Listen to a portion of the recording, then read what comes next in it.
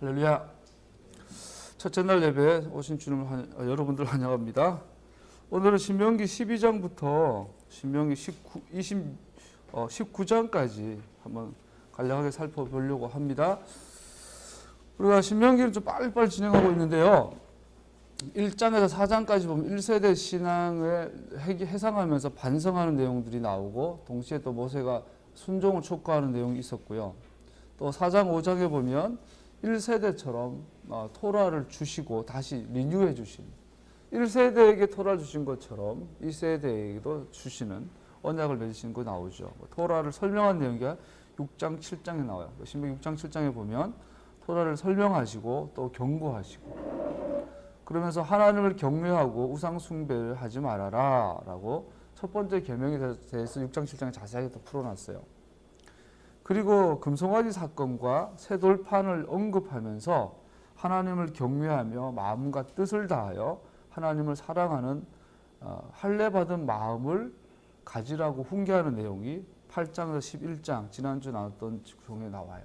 결국은 새 언약, 새 마음, 할례받은 마음에 대해서 말을 하죠.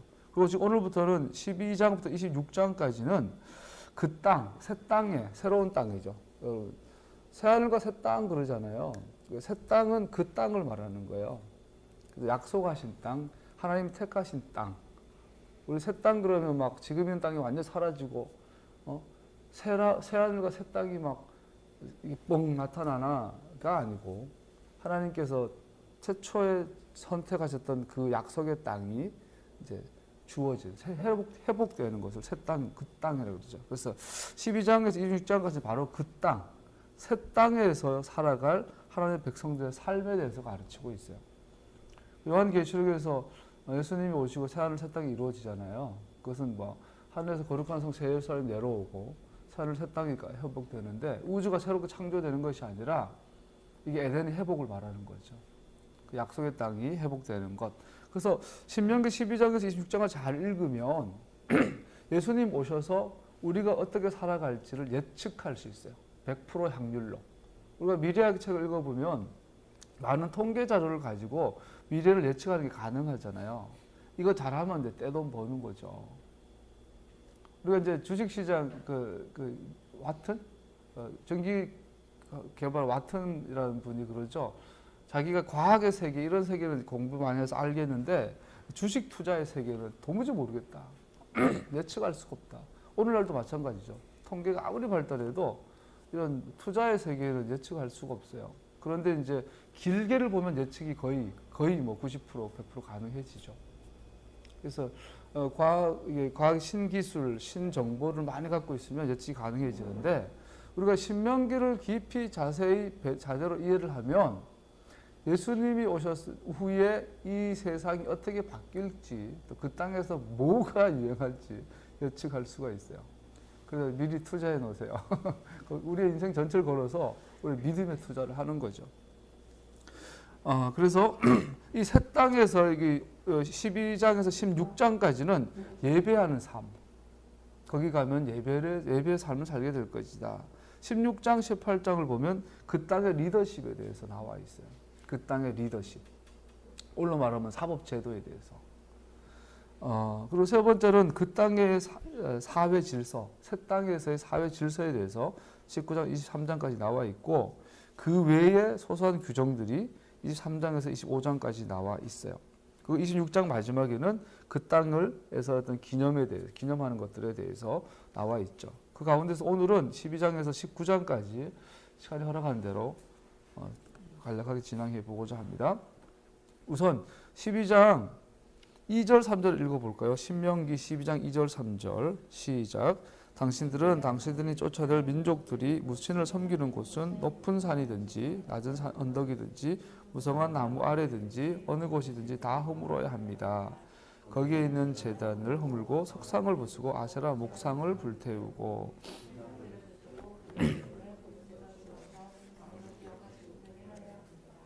예, 하나님께서 우리에게 이제 말씀하는 것 중에 하나가 거짓 예배 장소, 거짓 신들, 거짓 예배 의식들을 완전히 파괴하라고 명령하고 있어요.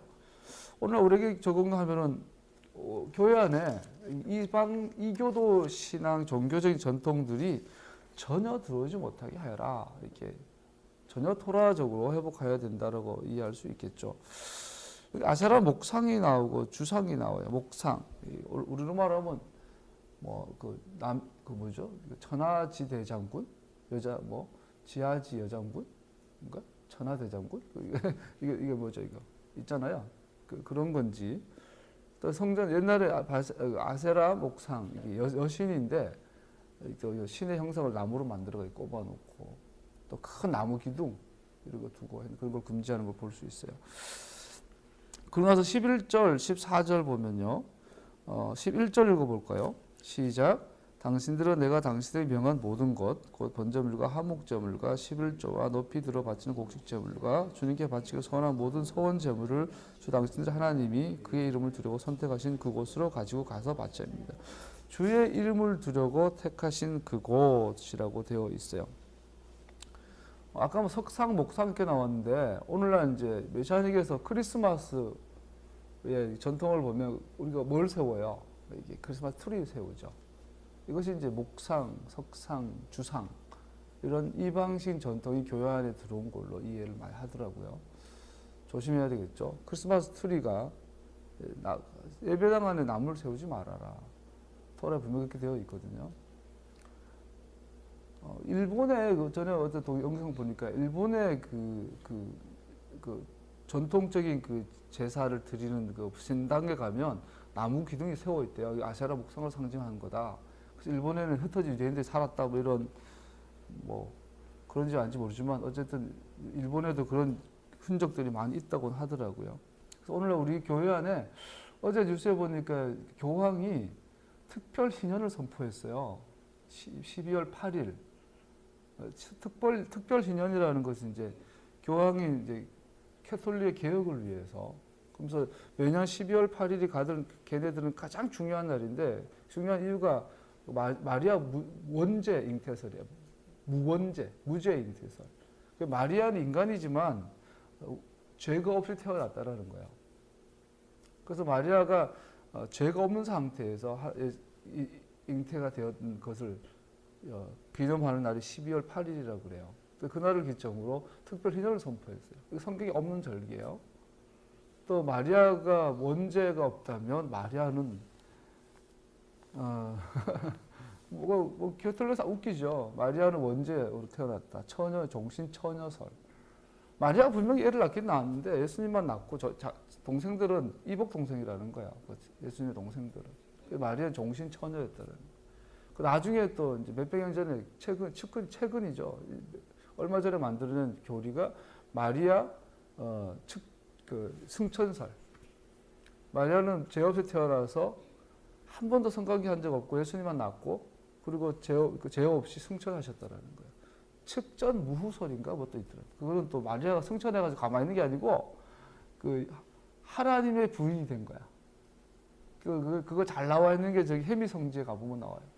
옛날에 했던 교회에서 이제 1년에 한 번씩 구역 지도자들 데리고 이 용인에서부터 저기 애양원까지 그 순교지 탐방을 많이 했어요. 개신교, 구교 다. 그중에 해미성지를 매년 갔는데 해미성지 가면 그 이제 수도사들이 이게 순례하는 기도의 루트가 있어요. 가장 충격적인 게 예수님 항상 애기야. 갓난애기.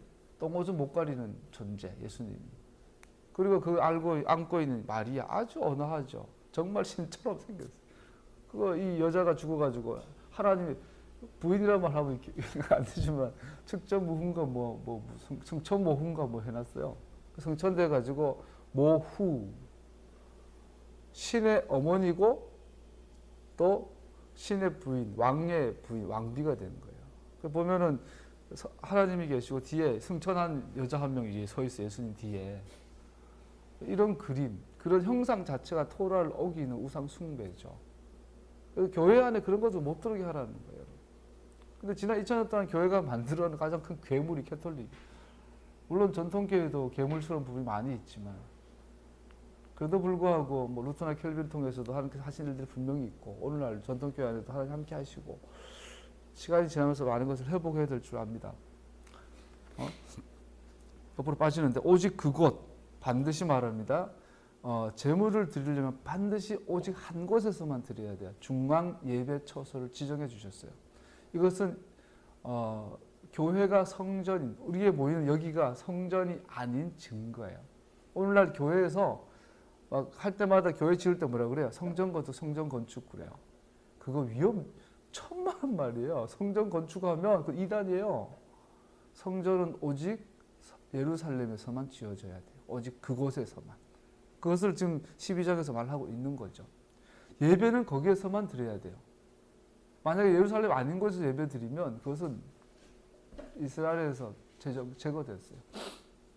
그래서 오늘날 뭐 성전 건축, 그냥 예배당 건축, 교회 우리 공동체 센터를 막 짓는 것일 뿐이에요. 우리도 나중에 센터를 지어야죠. 샤바트하우스. 그건 성전 아니에요. 오히려 우리의 몸이 성전이죠. 하나님께서 그의 이름을 위해 선택하신 한 곳이 있습니다. 우리는 이곳을 오늘날은 예루살렘으로 알지만 성경 전체에서 그곳이 예루살렘이라고 이렇게 기록되어지고 알려진 것은 사무엘하 6장에서 7장 이후입니다. 특별히 6장 12절에 보면 다윗 성이 나와요. 다윗이 그 예루살렘을 정복한 이후부터 예루살렘이 오직 한 곳 택하신 예배 장소로 우리에게 정해진 것을 볼 수 있습니다. 우리가 지난주 잠깐 공부하면서 나온 여부수 족속이 있죠. 하나님께서 갈렙에게 또 특별히 여호수아에게 그 땅을 정복해라.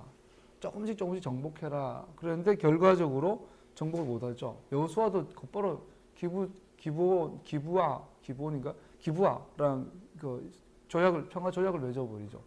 죽여야 될 원수라 평화 조약을 맺어버리죠. 여호수아도. 그리고 이제 사사기로 들어가면서 엎치락뒤치락하면 정복은커녕 오히려 정복 당하죠. 이스라엘이. 그렇게 400년이 흘러요. 그리고 그 중에서 가장 주목해야 될 부분 여부수 족속이 있어요. 얘네들은 그 근거지가 예루살렘이에요. 예루살렘 꼭대기 살면서 유대인들 향하여 게으라고 욕하고 막 다윗을 향하여 막 올라와봐 이렇게 하는 거죠. 그때 다윗이 그냥 장군을 보내가지고 단칼에 그냥 그날 그 땅을 정복해요. 400여 년 만에. 그리고 거기를 다윗이 자기 이름 다윗 성으로 지어버려. 나중에 시온성이 돼요. 그리고 그 옆에 예루살렘 성전을 짓죠. 그리고 그때부터 그곳이 하나님 택하신 그곳으로 공식화되고 명명화되고 지금까지 내어오로 예루살렘. 이게 다윗 왕국. 예수님께서 다윗의 후손으로 오셨다. 이 모든 그림이 하나가 되는 것을 볼 수 있어요. 그 자리에 주님의 법궤, 하나님 임재를 상징하는 법궤가 들어갈 때 있었던 사건이 베레스 우사라는 사건이죠. 그 하나님의 궤를 짊어지고 가야 되는데 술에 싣고 가다가 소가 뛰니까 손을 댔다가 우사 그 자리에서 죽죠.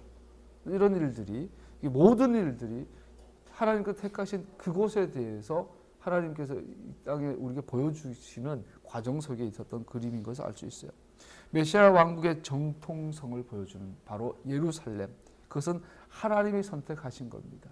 자, 많은 민족 가운데 이스라엘을 주권적으로 하나님께서 먼저 사랑하시고 먼저 선택하신 것처럼 그 장소, 그곳을 하나님께서 주권적으로 먼저 선택하셨어요. 그리고 그곳에 성전을 세우고 그곳에 예배만 받으시고 그 이외에서 제사를 금지하셨고 그 이외에서 희생제사를 잡는 것을 금지하셨어요. 모든 희생 제물들은 바로 그곳에서 드려져야 했습니다. 곡식의 11조, 포도주의 11조, 11조들도 그곳에 바쳐졌어야 했습니다. 그리고 이방 민족의 예배 의식을 철저하게 금지하신 이야기가 12장에 나옵니다. 당신들은 주 당신들 하나님을 섬길 때에 이방 민족들이 그들을 신들을 섬기는 방식으로 섬겨서는 안 됩니다. 아까 캐톨릭이 어쩌면 그렇게 참 아이디어가 좋아요. 기가 막히게 그런 새로운 교리들을 새로운 종교를 막 만들어내는지 이것은 이방 신이 숨기는 종교 예식들이죠. 뭐 혹자는 그런 말 하더라고요. 교황이 이제 공식적으로 이런 교황 모자 이게 이제 만문식 물고기 귀신 그 법궤가 갔을 때 이렇게 넘어져 죽고 하잖아요. 그때 물고기 귀신 형상이라 말하고 하여튼 여러 가지 그 잘 만들어내죠. 오늘날 이것이 종교 혼합 종교로 또 오늘날 표현 뭐 종교 다원주의 이런 이름으로 우리 앞에 나와 있는 것을 볼 수 있죠. 하나님 거기에 대해서 반드시 무서운 말씀으로 경고하고 있죠. 주님께서 그들이 신들을 섬길 때에 사용하는 모든 의식을 싫어하시고 역겨워하십니다. 그들은 자기들의 아들이나 딸마저도 불에 살라 신에게 바칩니다. 당신들은 내가 당신들에게 명한 이 모든 것을 지키고 거기에 한마디도 더하거나 빼서는 안 됩니다.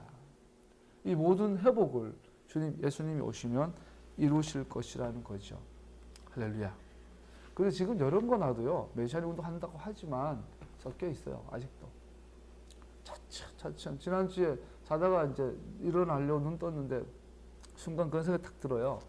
하나님 그 루터 칼빈을 사용하셨구나. 종교개혁이라는 거. 너무나 부분적인 회복이고 너무나 작은 부분이지 뭐 그거 본질적인 걸 많이 놓쳤지만 그럼에도 불구하고 하나님 그 시대에 그들을 사용하셨구나. 또 전통교회 통해서 지금까지 하나님께서 또 하신 거죠. 또 이제 메시아닉 운동, 도로 회복 운동은 또 하시는 하나님의 큰 흐름이구나. 큰 그 루터가 종교개혁의 95개에서 반박문을 친 것이 큰 파도, 메인 파도였다면 그 앞에 100여 년 동안 잔잔한 파도들이 있었던 것처럼 지금 우리가 가는 이 길은 앞으로 주님 메시아께서 오셔서 아니면 그 전에 큰 회복을 위한 잔잔한 파도로 우리를 인도하고 계신 거구나. 내가 큰 것을 꿈꾸지 않으리라. 교만한 것을, 큰 것을 꿈꾸지 않고 젖된 아이가 어미품에 안긴 것처럼 하나님 인도하심으로 만족하고 오늘 하루를 즐거워하리라. 이런 생각들이 들더라고요. 여러분도 나도 그랬으면 좋겠어요. 자족하는 마음. 그래야 행복할 수 있죠. 기뻐할 수 있고요. 자, 13절로 넘어가죠. 13절 1절에서 8절까지를 보면 다른 사람들로 하여금 다른 신들을 쫓도록 꿰는 사람들에 대해서 경고하고 있어요. 여기 보면 세 가지 종류가 나오는데 꿈꾸는 자, 예언자, 선지자, 꿈꾸는 자가 나오고 두 번에 가족들, 세 번째는 도시 전체 선동자들이 나와요. 즉 우리로 하여금 하나님을 떠나 다른 신을 섬기도록 꿰이는 자가 있어요. 발람처럼. 그들을 반드시 죽여라. 어떤 상황에서도 그들은 주님을 버리고 아도나이를 버리고 다른 신들을 쫓아서는 안 된다는 것을 가르치고 있습니다. 자, 다른 신을 쫓는 것을 성경은 다른 길, 하나님이 명한 길이 아닌 하나님의 길에서 떠나게 하는 것을 다른 신을 쫓는 거라 동일시하고 있는 걸 먼저 볼 필요가 있죠. 13장 5절 읽어볼까요? 예언자나 꿈으로 점치는 자들은 당신들을 미혹하는 자들입니다. 그들은 이집트 땅에서 당신들 인도해 내시고 그 종살이던 집에서 당신들 속량하여 주신 주 당신들의 하나님을 배반하게 하며 주 당신들의 하나님이 가라고 명하신 길에서 당신들을 떠나게 하는 자들입니다. 그러므로 그런 자들은 죽여야 합니다. 그렇게 하여서 당신들 가운데서 그런 악을 뿌리째 뽑아버려야 합니다. 자, 우리를 미혹해서 하나님을 떠나고 다른 신을 섬기게 꼬시는, 속이는, 꿰이는 자가 있어요. 그러면서 오늘 13장에는 그 사람들 대표적인 그 세 부류가 있는데 첫 번째가 예언자, 선지자, 그리고 꿈꾸는 자. 올로 말하면 뭐 은사자들이죠. 두 번째는 가족들, 형제, 자기 자녀, 아내, 친구, 네 친형이라도, 친동생이라도, 심지어 네 아들, 딸이라도, 나아가서 네 부모라도, 네 아내라도, 친한 친구라도 하나님을 떠나 다른 신을 섬기게 하면 죽여야 할지니. 에녹이가 우리 은재가 아빠 우리 오늘부터 절에 가죠. 막 그 온갖 사랑을 품은 눈으로 하면 어떻게 돼요? 죽여버리겠다. 그게 토라예요. 그래서 우리가 이 자세, 누가 형제요? 내 어머니는 내 자식이냐. 레위인들이 자기 형제 자매를 죽였죠. 금송아지 사건 앞에서. 그때부터 레위인들이 주님의 구별된 백성이 지파가 된 걸 볼 수 있죠. 그것을 하나님의 질투가 해당되는 거죠. 또 하나 반드시 기억할 것은요. 도시 안에서 선동하는 자들이 있어요. 하나님의 길을 떠나도록. 그러면 주님께서는 그 도시 전체를 멸하셔 버린다고 말씀하세요. 성읍 주민, 가축들도 죽임당한다고 경고하고 있어요. 그리고 우리가 또 여기서 더 중요한 것은 뭐냐면 신명기 18장 21절 22절 읽어볼까요? 신명기 18장 21절 22절 시작. 그런데 당신들이 마음속으로 그것이 주님께서 하신 말씀인지 아닌지를 어떻게 알겠냐고 말하겠지만 예언자가 주님의 이름으로 말한 것이 그대로 이루어지지 않으면 그 말은 주님께서 하신 말씀이 아닙니다. 그러니 당신은 제멋대로 말하는 그런 예언자를 두려워하지 마십시오. 반대로요. 주님의 이름으로 예언했는데 그 성취가 안 되면 그 사람은 거짓 예언자라는 거예요. 근데 반대로 주님의 이름으로 예언을 했는데 예언이 성취가 되는 참 예언자들이 있어요. 근데 오늘 13장에 의하면 그러한 참 예언자라 할지라도 목사님이고 전사님이고 권사님이고 장로님이에요. 그래서 그분들이 기도하니까 정말 하나님 뜻이고 하나님 뜻대로 이렇게 예언이 성취가 돼요. 그런데 그러더라도 그들이 하나님을 떠나게 만들고 하나님의 길을 떠나게 만들면 어떻게 해요? 죽여버려야죠. 참 선지자든 거짓 선지자든 다른 신을 섬기도록 하나님의 길을 떠나도록 꾀이는 자가 있으면 그들은 반드시 죽여야 할지니라. 무서운 경고예요. 우리 기억해야 돼요. 참 예언자는 예언을 잘하고 예언이 정확한 자가 아니에요. 하나님의 길에 대해서 보여주고 가는 자예요. 그것이 오늘 13장에서 거짓된 신들을 쫓도록 설득하고자 시도한다면 그의 말은 배격되어야 하고 그는 죽음에 처해져야 합니다. 심지어 참 선지자일지라도 그의 길을 떠나게 하면 배격하고 죽임당했습니다. 정말로 마음으로 정성으로 사랑하신지를 시험하시기 위한 것이었습니다. 이스라엘 꼬이는 자들이 계속 있을 거라는 거예요. 다른 신을 섬기도록 꺼봐 뱀처럼 여기 뱀이 교활하다, 간사하다, 지혜롭다 이런 거 있다 그러죠. 그거 아롬하다 배웠잖아요. 이게 벌거벗다 이런 뜻. 인간은 벌거벗은 존재예요. 그래서 간사함과 속임수 잘 쏙는 존재예요. 그래서 토라에 대해서 분명한 이 기준이 서지 않으면 넘어질 수 있겠죠. 14장으로 넘어가죠. 14장은 백성들의 순결에 대해서 말하고 있어요. 백성들이 성결함을 유지하는 방법들 세 가지를 14장 1절에서 21절까지 제공하고 있는데 첫 번째는 죽은 자를 애통해 할 때 금지하는 것들이 있어요. 자기 몸을 베지 말고 앞머리를 밀지 말아라. 이건 이방의 전통이기 때문에. 두 번째는 부정한 동물을 먹지 말아라. 코쉐르. 세 번째, 죽은 것을 먹지 말아라. 이런 구별된 삶을 통해 가지고 자기를 성결을 유지하도록 14장에는 기록되어 있어요. 죽은 것을 먹지 말라고 할 때 재밌는 게 너네는 먹지 말되 그것을 이방인에게 팔아도 된다 돼 있어요. 나그네에게 팔아도 된다 돼 있어요. 외국 이방인들에게. 그래서 오늘날 일본 어떤 선교사님이 돼지 불고기를 판대요. 이번 메시아에 가신 분인데 이거 나와 있잖아요. 내가 안 먹어도 팔 수 있어요. 돼지고기 안 먹어도 우리 장사해도 된다는 거죠. 이렇게 이해할 수도 있겠죠. 물론 여기서 말하는 나그네는 이스라엘과 연합되지 않은 타국인이나 외국인을 말하는 것입니다. 근데 염소 새끼를 어미소에 삼지 말라라는 얘기 14장에 나오고요. 14장 22절부터 마지막 절까지는 11조에 대한 얘기 나와요. 곡식이나 과일, 기름, 소 혹은 양의 소산의 10분의 1을 하나님께 바쳐라. 여기 보면 총 3가지 11조가 나옵니다.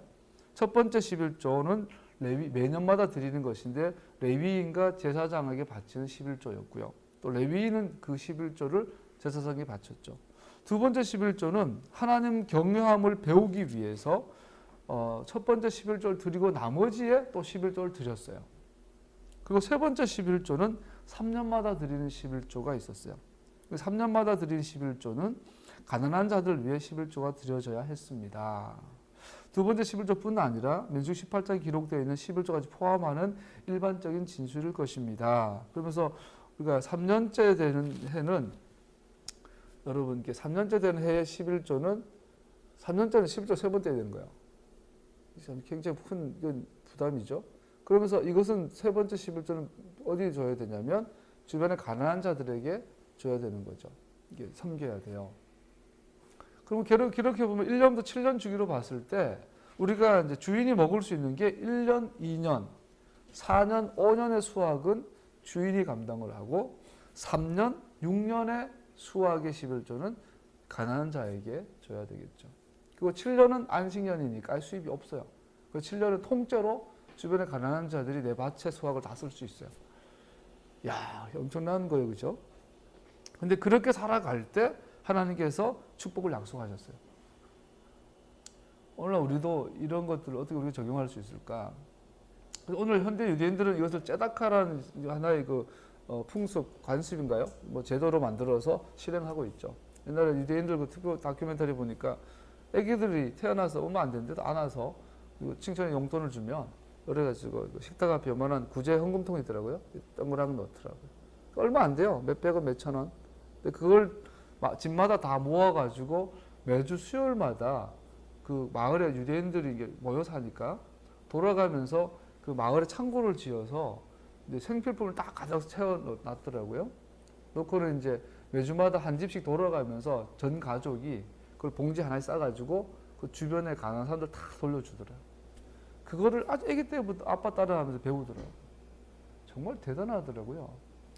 유대인들이 이방인들 등 저먹고 워싱턴 DC에 사는 이제 친삼촌이 얼마 전에 몇 년 전에 오셔가지고 유대인하고 거래하다가 사모인가 떼었다고 막 유대인 욕을 엄청 하더라고.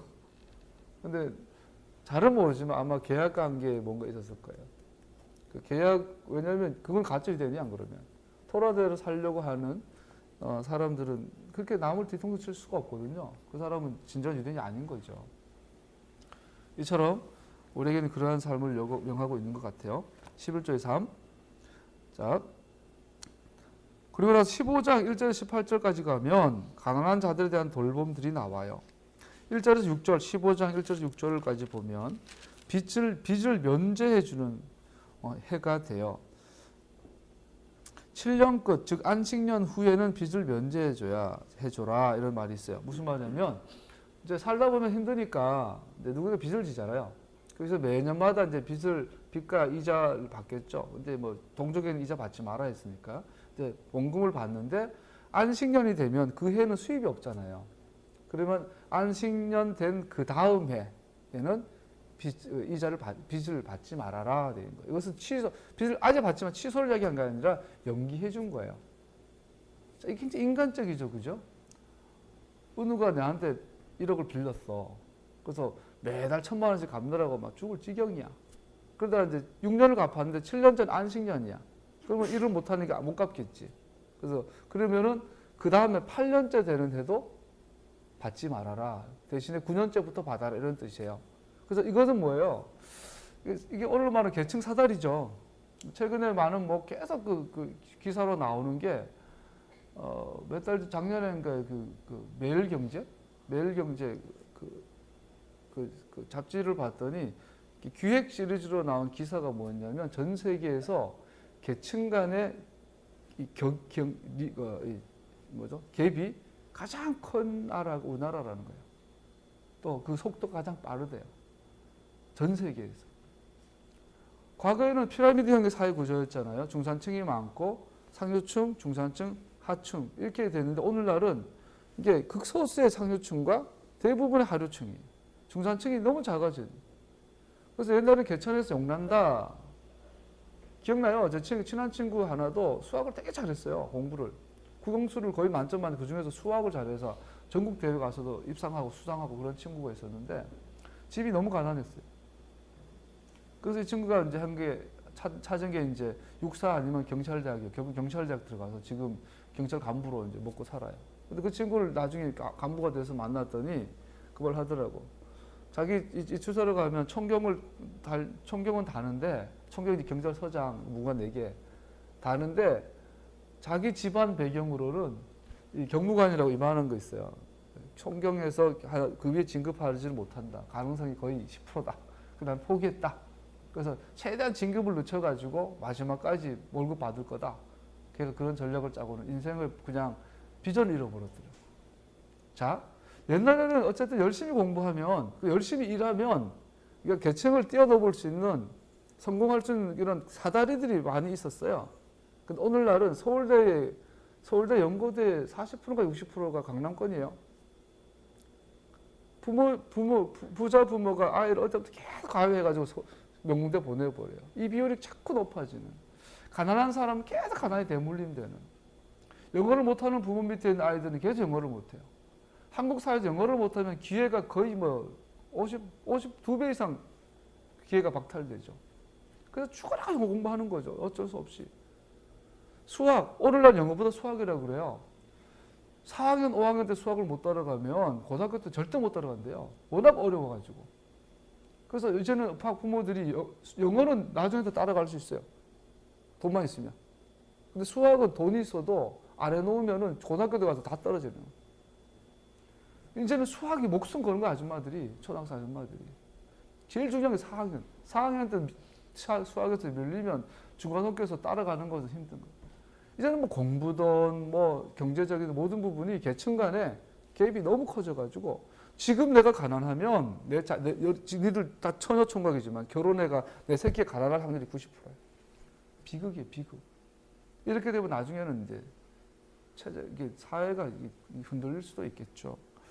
자, 오늘 가난한 자를 돌아버린 토라는요, 가난한 자가 신분을 상승할 수 있는 계속 기회를 주고 있는 거예요. 토라대로 가면 부자도 가난한 자를 돌아봐야 되고, 가난한 자는 계속 신분을 올릴 수 있는 자기만 노력하면, 오늘 우리 사회는 아무리 노력해도 안 되는 사회가 되어버렸어요. 그러니까 20, 30대 젊은 애들이 월급 받아가지고 제일 먼저 하는 게 옷 사고 명품 백 사고 가방, 외제차부터 사는 거. 어차피 집 못 사. 대기업에서 이사로 졸업해도 퇴직해도 부모가 돈이 없으면 강남에 아파트 한 대 사면 끝이야. 근데 이것이 우리나라 문제뿐 아니라 앞으로 계속 그렇게 될 거예요. 더 심해질 거예요. 더. 그래서 우리는 자꾸 이 경제란 자본주의에 물들어가지고 돈 그렇게 될 거예요. 결국은 그 하나님 떠나게 될 거예요. 이게 마지막 때예요. 마지막 때. 무서운 이야기죠. 아주 무서운 이야기죠. 15장에 보면요. 빚을 연기해 줌으로 가난한 자에게 기회를 주어라. 15장 4절 당신들 가운데 4절 읽어볼까? 4절 5절요. 시작. 당신들 가운데 가난한 사람이 없게 하십시오. 그러면 주 당신들 하나님이 당신들 유산으로 주어 차지하신 땅에서 당신들이 참으로 복을 받을 것입니다. 주 당신들 하나님의 말씀을 잘 듣고 오늘 내가 당신의 명한 이 모든 명령을 다 지키면 당신들 가운데 가난한 사람이 없게 하십시오. 누구에게 명하고 있어요? 가진 자들에게. 가진 자들의 첫 번째 하나님 앞에 순종해야 될 명령이 뭐예요? 하나님을 잘 섬기고 주변에 가난한 자가 없게 해야 돼. 이것이 완성된 교회가 나타난 적이 있어요. 딱 한 번. 메시아닉 교회, 초대교회. 예루살렘 교회였어요. 그래서 사도들이 담대히 주의 말씀 토라를 전했더니 성령의 능력으로 병이 고쳐지고 귀신이 떠나가고 표적과 기적이 나니까 성도들이 기뻐하여 가진 재산을 전재산을 갖다 사도들 앞에 바치니 사도들이 그걸 나누어 줬더니 무리 중에 핍절한 자가 가난한 자가 없었더라. 이게 사도행전 4장에 나오는 오순절 탄생된 교회의 특징이에요. 이 교회, 큰 권능과 큰 은혜가 그들과 함께했던 이 교회는 역사상 단 한 번 전무후무예요. 그 전에도 없었고 그 후에도 없었어요. 신앙의 완벽한 회복이었어요. 이것은 무엇을 의미할까요? 예수님 오시면 세워줄 교회를 말해요. 그렇다면 신랑이 오시기 직전 교회가 가장 순결할 거예요. 반대로 가장 타락할 것이고 앞으로 예수님이 오시는 마지막 때 예수님의 재림을 앞두고 교회는 가장 순결해질 거예요. 반대로 교회는 가장 음란해질 거예요. 그걸 달리게 될 거예요. 그래서 하나님의 심판이 하나님 집에서 먼저 시작될 거죠.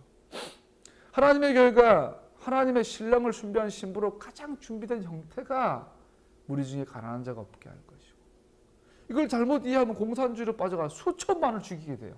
스탈린이 그랬고 우리가 김일성 3부자가 그러고 있어요. 우리는 이 부분을 가볍게 생각해서는 안 돼요. 가난한 사람을 없게 하라. 자활하며 자립의 기회의 길을 준비해 주라. 우리 홍정길 목사님이라는 분이 계시죠. 그분은 은퇴하셔서 지금 이제 기도원도 가고 계시지만 뭐 개인적으로 그분 교단도 아니고 잘 모르지만 그분이 한 행적을 알아요. 여기 일원동에 그 교회에서 한번 세미나 간 적이 있어서 그 강남의 부자 동네에서 보니 그러니까 장애자들이 너무 가난하더라는 거야. 목사님이. 그 교회는 커서 이제 몇천 명 모인 큰 교회고. 그래서 가난한 자들에게 뭘 해줄까? 빵을 주면은 먹고 똥 싸먹고만. 그래서 장애자들에게 빵 주는 것보다 뭐 사주는 것보다 직업을 줘야 되겠다. 직업을 주려고 했더니 기술 가르쳐야 되겠다. 그래서 그 교회 6층인가 4층 옥상에다가 그 장애자 기술 학교를 세웠어요. 너무 귀하죠. 홍정일 목사님이 그 당시에 정말 아주 앞선 마인드죠. 쉽게 할 수 없는. 그랬더니 그 동네 일원동 주민들이 들고 일어났대요. 그때 고승덕 변호사가 대표였대요. 그래서 못 온다고. 장애자 시설 못 들어온다고. 그래서 홍정일 목사님이 그래도 끝까지 밀어붙여서 결국은 일원동에 이게 좋은 이 교회도 생기고 장애자들이 많이 도움받고 있죠. 우리 동네, 나는 직접적으로 도움받고 있어요. 우리 동네 가면 굿윌이라고 있죠. 장애자들이 물건을 파는 요 마트가 있어요. 정말 좋은 물건을 3,000원, 5,000원에 사요. 이 테리제를. 그저께도 사러 갔다가 5,000짜리 바지를 사러 갔는데 나한테 안 맞아서 못 가졌지만 가끔 지나가다 들리면 좋은 물건이 있어요. 또 우리 은재 너기 책 읽은 거 이만큼 갖다 이렇게 벌써 기증했어요. 또 지금 거기 또 책 기증하려고 또 이거 한 4-5박스 준비해놨어. 아이들 책. 무료로 기증하면 그분들 몇백 원 팔고 장애자 재활훈련 어떻게 쓰임 받죠. 그분이 메시아닉은 아니지만 한국에도 그런 훌륭한 목사님들이 계시죠. 오늘날 몇천 명 되는 교회 목사님들이 에코스 안 타고 월급 좀 덜 받고 월급 많이 받으셔도 돼. 교회 예산을 그런 쪽으로 방향을 틀면 좋을 텐데라는 생각 많이 하죠. 우리도 할 수 있는 부분 찾아야 되지 않겠나 싶습니다. 자활 자립의 기회를 줄 준비를 해라. 이것은 단순히 입에다 뭐 넣어주지 말고 살도록 이게 해주라는 거죠. 열심히 사는 자에게 양극화, 사회 갈등, 계층 갈등 이것이 오늘 문제에 우리는 토론해볼 절실히 필요하죠. 15장 7절에서 15장 11절 읽어볼까요? 15장 11절 시작. 당신들은 반드시 손을 뻗어 당신들의 땅에 사는 가난하고 궁핍한 동족을 도와주십시오. 그렇다고 하여 당신들이 사는 땅에서 가난한 사람이 없어지지 않겠지만 이것은 내가 당신들에게 내린 명령입니다.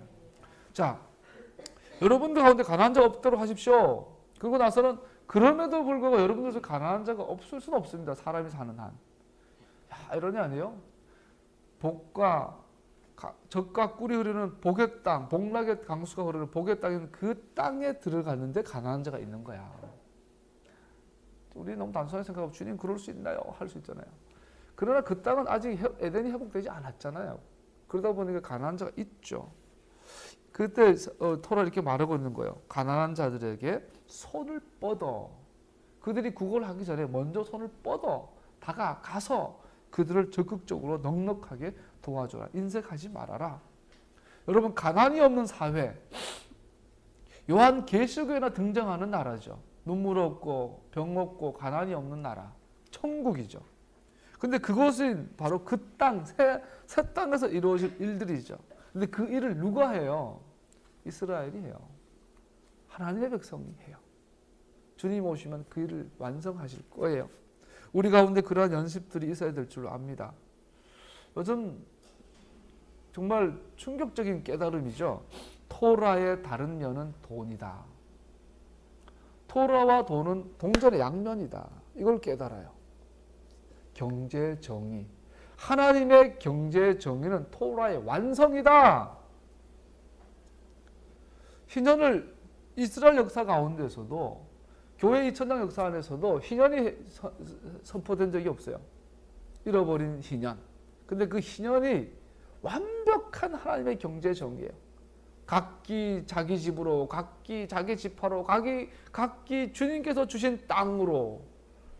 이 땅에 있는 모든 땅은 주님의 것이다. 땅에 있는 모든 소산은 주님의 것이다를 리세팅하는 것, 리셋시켜버리는 것이 희년이에요. 하나님의 경제 정의가 근본적으로 회복되는 희년, 주빌레. 그것이 완성된 교회가 우리 딱 한번 봤던 큰 권과 큰 은혜의 교회, 초대교회. 주님께서 세워줄 그 교회. 여러분 내가 토라를 공부한다면 우리는 돈에 대해서, 경제 정의에 대해서 오늘날 표현으로 말한다면 경제적 자유인으로 부르심 받은 것. 그래서 아담은 태어나자마자 경제인으로 부름받았어요. 청지기. 내가 네게 맡긴 것을 잘 관리하여라. 여러분 아담은 이 땅에 만들어지자마자 그는 그의 본질은 경제인이에요. 경제인. 오늘날 표현으로 말하면 아담은 뭐예요? 투자가예요. 투자자. 한국에서는 투자 그러면 자꾸 이 투기로 이해를 해가지고 오염된 거였는데 투자자는 굉장히 생산적인 사람이에요.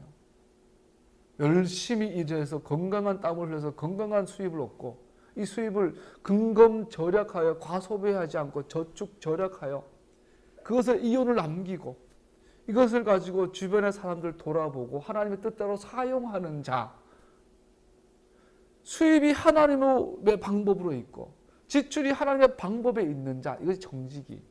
오늘날의 경제적인 관점으로 표현하면 투자가예요. 투자가. 하나님께서 그런 자들을 세우기를 원하십니다. 할렐루야. 워런 버핏을 보면은 그 양반은 뭐 탁월한 투자가지만 하나님의 투자가는 아니죠. 하나님의 투자가, 하나님의 청지기, 토라의 사람 같은 이야기죠. 회복되어야 될 줄 압니다. 그래서 여러분 교회 안에서 유치부에서부터 해야 될 게 경제학교예요. 하나님의 경제 스쿨, 돈 스쿨, 돈 학교, 돈에 대해서 우리는 토라의 관점으로 어릴 때부터 배워야 되겠죠. 12절부터 18절까지 보면 종을 대우하는 법에 대해서. 그래서 종이라고 표현됐지만 종이 아니에요. 자, 이스라엘 같은 동족인데 처음에 이스라엘 땅에 들어갈 때 똑같이 땅을 나눠 받았어요. 똑같이 시작을 했는데 살다 보니까 얘는 농사가 잘 됐어요. 나는 오늘 예를 들어서 원래 나는 파농사 할 거야. 나는 감자 농사 할 거야. 나는 양파 농사 할 거야 했는데 하필 그 해에 기후 변화가 일어나서 파농사 쫄딱 망했어. 그러다 보니까 부득이하게 양파 심고 감자 심은 사람들은 잘 사는데 파한 사람은 가난해지겠죠. 그래서 부득이 너희들 살다 보면 가난한 자가 없을 수는 없다라는 거죠. 그럴 경우에 이 파농사했던 사람이 먹고 살 길이 막막하니까 옆에 있는 친구들, 동족을 찾아가서 내가 6년 동안 너네 네 집 밑에서 종노를 하겠다. 종이 아니라 뭐죠? 이렇게 일꾼 노릇을 할 테니까 나를 좀 걷어달라. 내가 널 섬겨주겠다 이 말이죠. 여기에 대한 그래서 규정을 말하고 있는 거야. 이스라엘 백성은 그가 빚을 갚을 수 없을 때 자신을 다른 이스라엘 사람에게 고용된 일꾼으로 자기를 팔 수 있습니다. 그러나 이것은 섬김의 기간이지 종은 아니었습니다. 이 섬김의 기간은 6년을 초과할 수 없었습니다.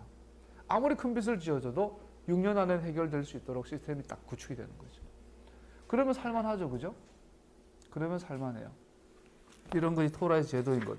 그런 나라, 그레이트 네이션이 바로 이스라엘이죠. 15장 19절부터 23절 처음 난 것들이 나와요. 처음 난 짐승은 중앙 예배 초소에 드려지는 제물의 목록에 포함되어 즐거운 집회 가운데 먹었습니다. 즉 소떼와 양떼 사이에 처음 난 것들과 관련된 규례들을 나오는데 이것들은 다른 짐승들처럼 일을 시키거나 털을 깎아서는 안 되었습니다. 오직 흠 없는 것들은 예배 초소에 가져가서 모든 사람들이 먹도록 해야 했습니다. 그것들은 특별히 제사장들에게 주어졌기 때문에 우리는 제사장들이 그것을 거기 있는 모든 사람들과 나눠 먹었던 것으로 추정할 수 있습니다. 자, 이게 가축에 처음 난 것이 있으면 이것은 흠 없고 점 없이 잘 관리를 했다가 중앙 예배 초소에 나아가서 제사장에게 바치면 제사장이 바쳐서 같이 나눠 먹었다라는 것을 알 수 있죠. 이것은 하나님께 바쳐진 것이기 때문에 16장은 절기들에 대해서 나옵니다. 첫 번째 유월절.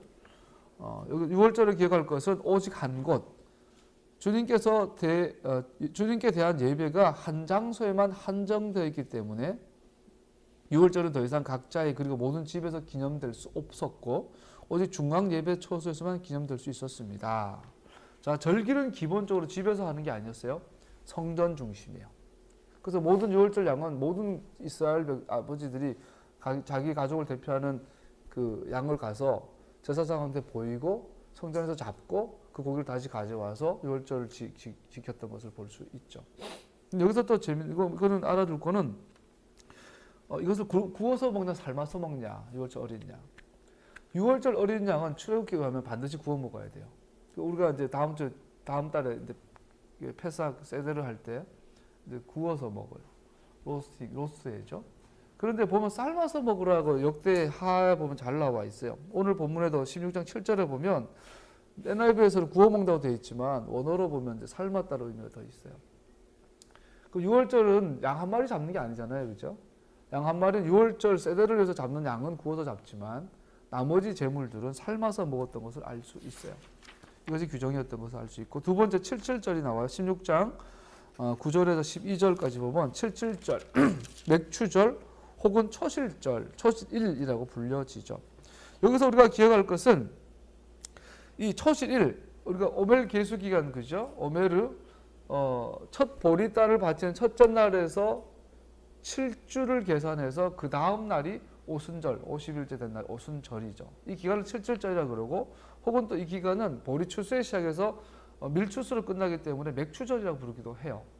또 우리는 오순절이라고 하기도 하죠. 그리고 이 오멜 계수의 첫째 날을 우리는 초실절이라고 번역이 됐는데, 엄밀히 말하면 비쿠림, 이것은 초실절이라고 하면 초실일이라고 해야 돼요. 하그란 단어가 빠져 있어요. 절기란 단어가. 그래서 엄밀히 초실일이 되는데, 이게 중요한 것은 이 초실일의 기준에 따라서 부활절이 왔다 갔다 하는 거예요. 부활일이. 예수님은 부활의 첫 열매잖아요. 그러면 이 모아딤의 시스템 안에서 예수님이 부활한 이 타이밍, 때는 바로 초실일이 되는 거죠. 그 초실일을 알면 예수님의 부활절, 지금 교회마다 이제 부활절 준비한다고 막 계란 막 지금 1년 중에 계란이 제일 많이 팔린 때야 지금이. 그래서 사순절 기한일걸요 아마 지금. 그래서 부활절도 성경에 없는 절기예요. 우리는 부활절이 아니라 패삭을 지켜야 돼요. 패삭, 6월절을. 이것이 아까 말한 이방의 예배 의식이 들어온 거예요. 계란 삶아 먹는 거. 알다시피 동유럽에서 그냥 귀신한테 바치고 계란 삶아 먹은 거. 그때 나무에 뭐 달아놓고 뭐 이런 그 에스더 아니죠, 이스터. 부활절이 이스터인데, 이스터라는 건 귀신 이름 그죠? 들판에 돌아다니는 그 귀신에게 바쳤던 알이 계란, 그 계란이었던 거죠. 이방 제식 하지 말라는데 들어온 거예요. 한국 우리 교회 안에, 전 세계 교회 안에. 근데 성경은 뭐라 그래요? 이스터가 아니라 패삭이다. 패삭의 중요한 것은 무교절. 이 누룩이 없어야 돼요. 누룩이 없는 것은 나에게 있는 누룩을 다 제거하고 나면 뭐가 남아요? 맞자가 나요. 에덴에 있었던 아담이 회복돼요. 에덴의 회복을 바라봐라. 너의 오리지널을 회복하고 너의 오리지널에 대해서 기억하고 너의 오리지널에 대해서 돌아보는 날이다. 무교절이에요. 그래서 이 무교절 첫날은 안식일이죠. 그 안식일 다음 날, 이게 뭐예요? 초실일, 비쿠림, 초실일이에요. 여기서 1, 2, 3, 4 기준으로 해서 49일이 되고 50일째 되는 오순절이 되는 거예요. 그래서 하나의 그림이에요. 이 그림 속에서 바울이 뭐라고 그러냐면, 너희는 성령의 첫 열매다. 오순절과 초실일 하나의 절기. 그런데 이 초실일이 언제냐가 중요한 거죠. 여기서 기억할 것, 서 있는 곡식의 낫을 대는 것으로부터 7주. 첫 수와 가는 날이에요.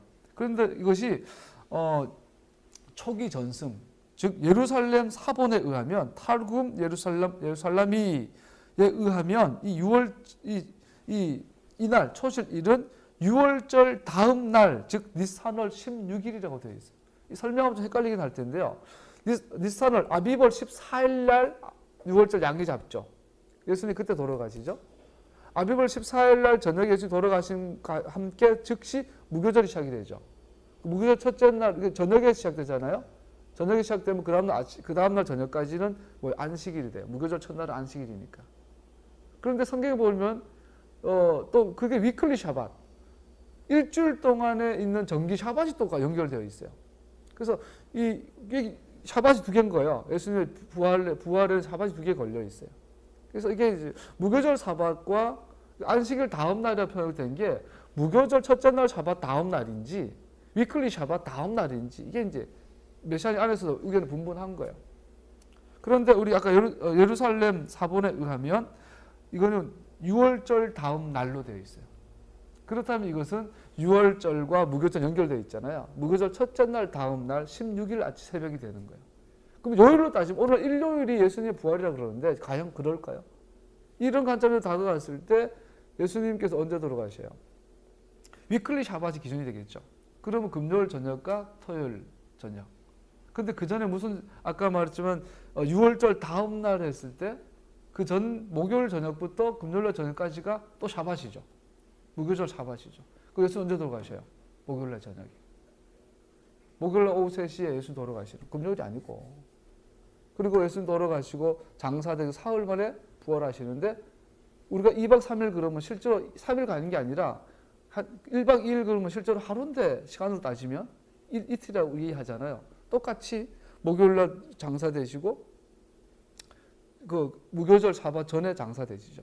그래서 무교절 사밭이 있고 이 사밭 다음 날 새벽, 토요일 날 새벽에 부활하신 거죠. 이런 메시지가 조금 우결분분하지만 뭐 저는 그렇게 이해하려고 해요. 정말 엄밀히 말하면 예수님은 일요일 날 아니라 토요일 날 새벽에 부활하셔요. 일요일이 주일이라는 근거는 없어요. 그래서 뭐 요한계시록에 뭐 반모섬에서 이 주일을 그 주일은 일요일이 아니지만 일요일을 하더라도 부활한 날이라 할지라도 일요일은 근거 안 돼요. 물론 이것도 여러 가지 좀 사람마다 견해가 다르지만 어쨌든 니산월 16일, 아비월 16일로 봤을 때 그렇게 볼 수 있다라는 겁니다. 여기서 더 중요한 건 그때가 언제냐보다 그 메시지죠.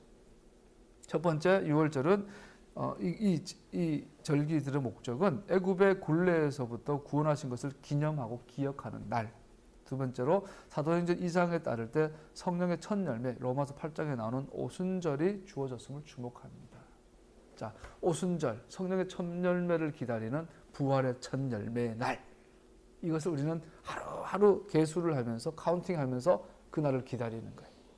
그래서 오순절에 빵 주님이 오시죠. 성령님이 오시죠.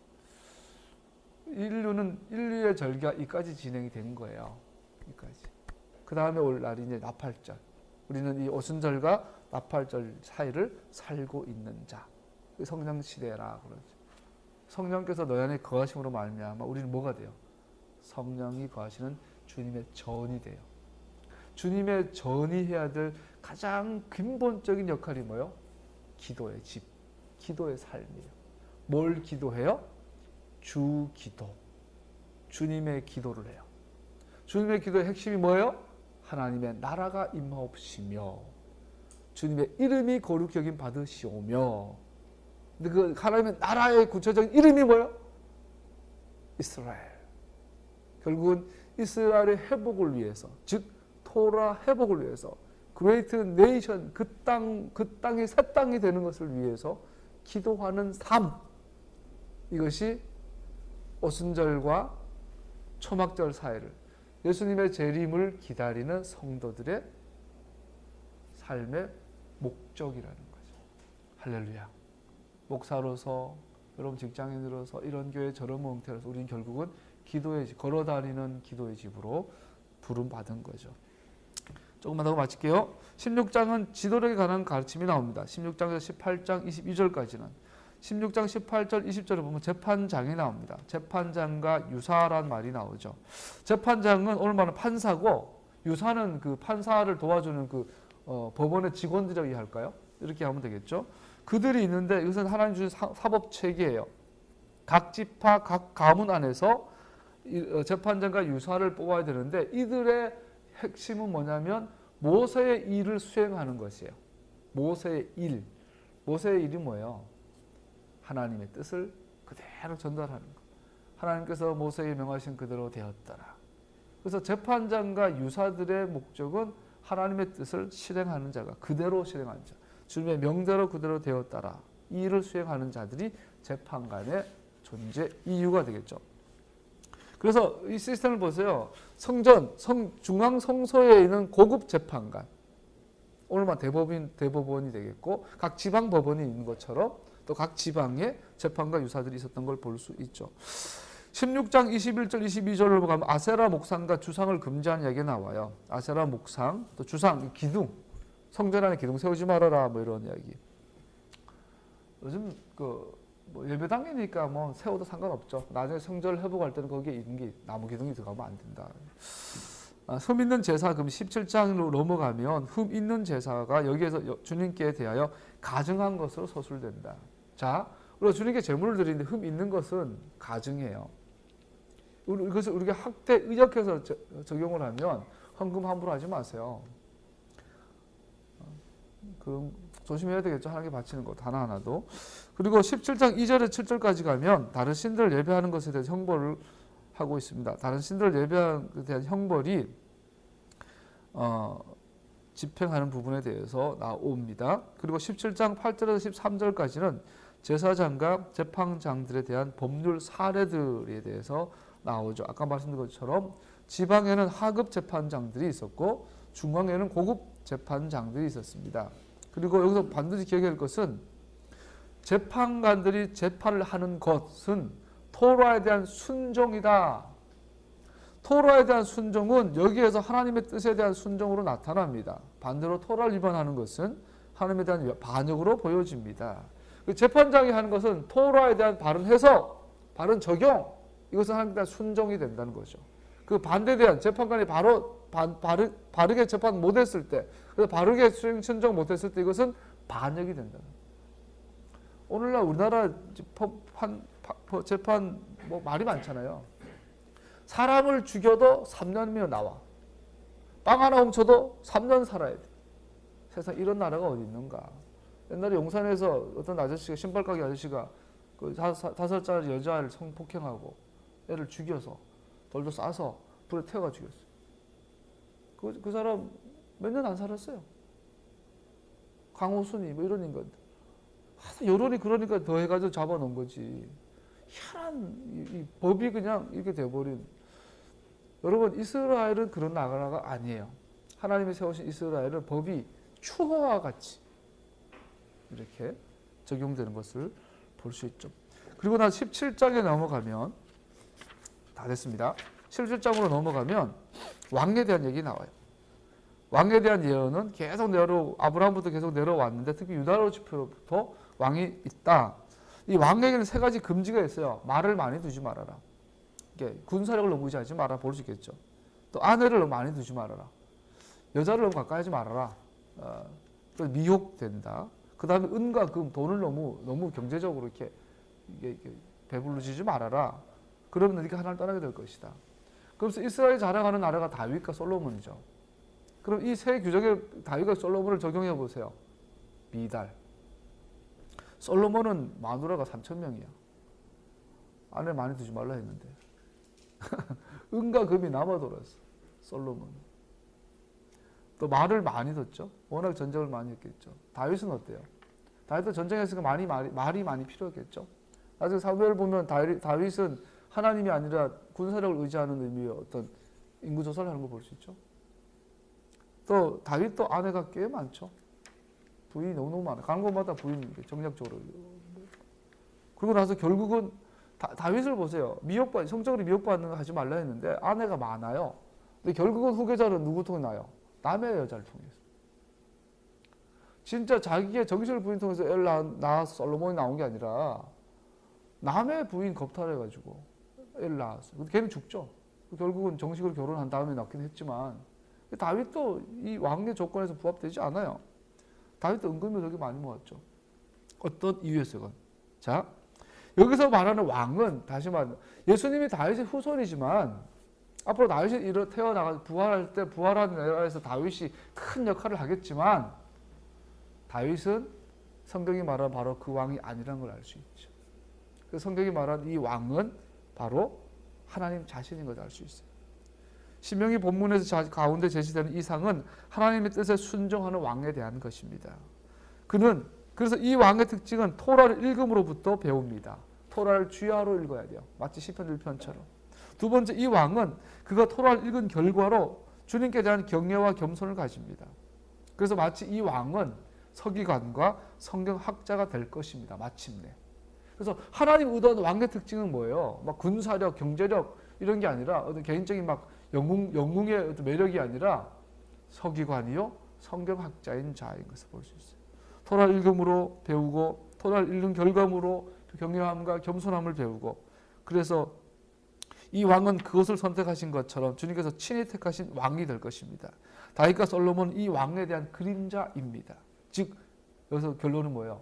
하나님 자신이 이스라엘의 왕이시다. 누구예요? 예수와 하마시아. 다른 말로 말하면 예수와 그 왕. 할렐루야. 그분이 왕으로 오신단 말이죠. 18장 1절에서 8절까지는 제사장과 레위인을 위한 제물들이 나오고요. 9장에서 14절까지 18장은 이스라엘의 하나님의 뜻을 아는 수단으로서 선지자란 직을 주셨던 것을 알 수 있고요. 18장 15절에서 22절까지는 오늘 18장까지 할게요. 선지자에 대해서 말하고 있어요.